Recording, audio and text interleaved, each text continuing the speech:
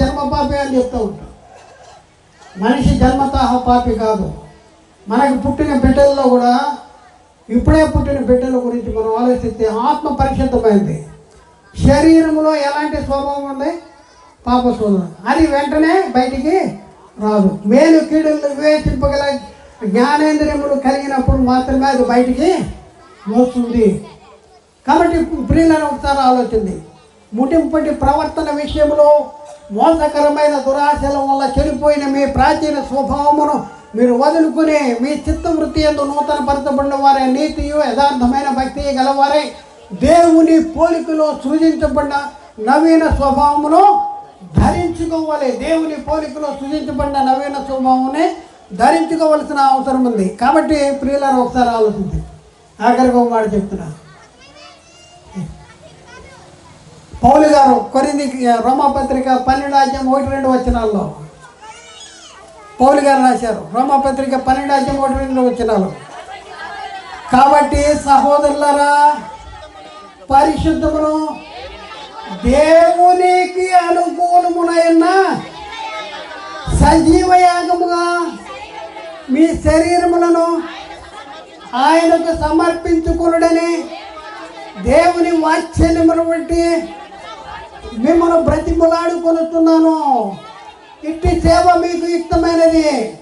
మీరు ఈ లోక మర్యాదను అనుసరింపక ఉత్తమమును అనుకూలమునైన దేవుని చిత్తం మీద పరీక్షించి మీ మనస్సు మారి నూతన మూట వల్ల రూపాంతరం చెందాలి. మీరు మనస్సు మారాలి, రూపాంతరం చెందాలి. కాబట్టి సహోదరులారా, పరిశుద్ధమును అనుకూలమునైన దేవుని చిత్తం మీద గ్రహించి తెలుసుకున్నట్లు మీ మనస్సు మారి నూతనమైనట్లు మీ మనస్సు మారి నూతనమవ్వాలంటాడు. కాబట్టి మీరు ఈ లోక మర్యాదను అనుసరించొద్దు. ఈ లోక మర్యాదను శరీరాన్ని నువ్వు లోపరుచుకోవాలి. నువ్వు శరీరానికి లోపరుచుకోడు. గుర్రానికి ఏం కడతాం? గుర్రానికి కళ్ళెం కడతాం, గంతలు కడతాం. చూసిన ప్రతిదాన్ని కావాలని కోరుకోవడం ఈ శరీరం. అర్థమైనా? ఏం చేయాలి చెప్పండి? సంతృప్తి సహితమైన దైవభక్తి గొప్ప లాభసాధకమై ఉన్నది. నాకు అది లేదు, నాకు ఇది లేదు, శరీరం అదే కోరికలు. నాకు ఆదివారం వచ్చింది, నాకు అది లేదు అంటాడు. ఆదివారం వస్తే ఏదో తినాలంట, అది లేదు. ఇంట్లో ఏది దాఖలా ఎత్తి కింద పడేస్తారు. ఒక చూడండి, అంటే శరీరం ఏం చేస్తూ ఉంటుంది?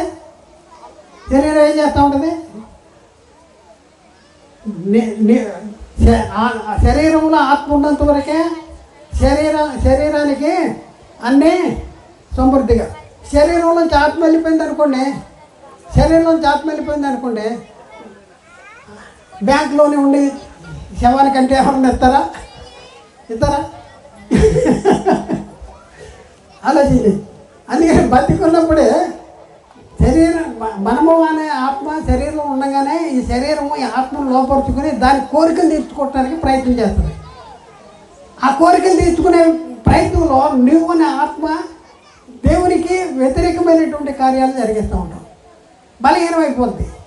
నువ్వు బలపడాలంటే, నేను అనే ఆత్మ బలపడాలంటే ఏం చేయాలి చెప్పండి? మందు వేయాలి. ఏం మందు వేయాలి? మీ ఆత్మలను రక్షించు శక్తి గల వాక్యమును మీలో సమృద్ధిగా నివసింపనివ్వాలి. ఆత్మలను రక్షించే శక్తి గల వాక్యము, ఈ వాక్యము ఉండాలి. ఆ వాక్యం కూడా సత్యవాక్యము. ఆలోచించండి, ఏం చేద్దాం? కాబట్టి సహోదరులారా, పరిశుద్ధమును దేవునికి అనుకూలమునైన సజీవ యాగముగా మీ శరీరములను ఆయనకు సమర్పించుకొనుడని దేవుని వాత్సల్యమును బట్టి మిమ్మల్ని బ్రతిమలాడుకొనుచున్నాను. ఇట్టి సేవ మీకు యుక్తమైనది.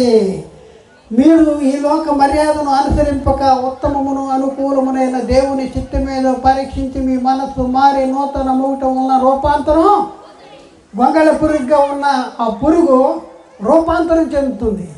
ఎలా మారుతుంది? సీతాకోక చిలుక. మీరు ఎలా మారాలి?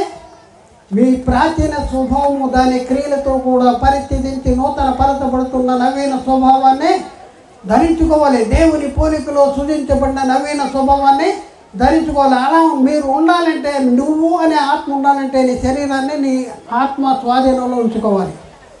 ఆలోచించుకోండి, ఎంత మోసం చేస్తుంది ఈ శరీరం, ఎంత మోసం చేస్తుంది. చాలా ఈ శరీరం మామూలు కాదు. నెల రోజుల ముందు టికెట్లు బుక్ చేస్తే శరీరం ఉంటుంది, ఇంకా బుక్ అవ్వలేదు కదా, ఏమెళ్తావులే అక్కడికి, ఏమెళ్తావులే, వాన వస్తాయంట, టీవీలో చూస్తున్నావు వాన వస్తున్నాయంట. చూడండి శరీరం అంత మోసం చేస్తున్నాం. కాబట్టి గవర్నమెంట్ మాట్లాడక పద ఆ టికెట్లు దొరకకుండా బస్సు ఎక్కేళ్ళు ఏం చేయాలి చెప్పండి? సండే ఆరాధనకు రావాలి, సండే వాన వస్తుందంటే మానేస్తామా? పెళ్ళికి వెళ్ళాలంటే మానేస్తామా? రెండు ఒకేసారి వచ్చింది, దేనికి వెళ్తాం? ఒకసారి ఆలోచింది. శరీరము మోసం చేస్తుంది, మన శరీరమే. పౌలు అంటాడు, ఇట్టి మరణమును కొలోలకు శరీరము నుండి నన్ను ఎవడు విడిపించును, అయ్యో నేను ఎట్టి దౌర్భాగ్యుడను అంటాడు.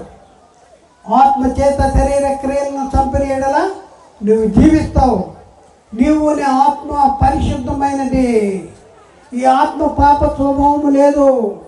ఈ ఆత్మ దేవుల్లోంచి విడిపోయింది. ఈ ఆత్మను దేవుడు తన స్వరూపంలో తన పోలిక చొప్పున సృజించాడు. ఈ పోలిక స్వరూపం అంటే శరీర ఆకార నిర్మాణము కాదు. దేవుడు కలిగి ఉన్న గుణ లక్షణాలు కలిగినటువంటి వాడిగా దేవుడు ఆదామును సృజించాడు. అందుకనే ఆదామును గురించి లోకాసువార్త 3:38 ఆదాము దేవునికి కుమారుడు అనేది రాయబడింది. కుమారుడు అంటే ఎవరు అనేది రోమపత్రికలో రాయబడింది. కుమారుడు అనగా దేవునికి వారసుడు అంటాడు.